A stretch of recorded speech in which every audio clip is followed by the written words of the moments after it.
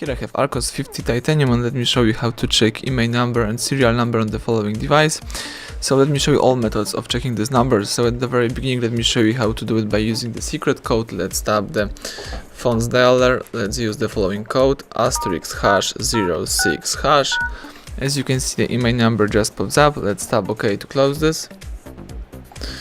Alright, now let me show you how to get access to IMEI and serial by using the apps icon and settings. So let's choose the apps icon, find and select the settings. Here you need to scroll down to the bottom of the list, choose about phone, select status, the second option right here, and here you've got access to serial number, and also you may tap IMEI information and get access to your IMEI number.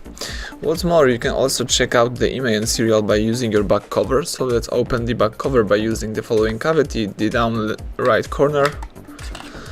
Let's open the battery, and as you can see, under the battery you've got the information about your IMEI number right here. So basically that's it. Now let's put back the battery, close the back cover protection, and you can press power key to switch on the device.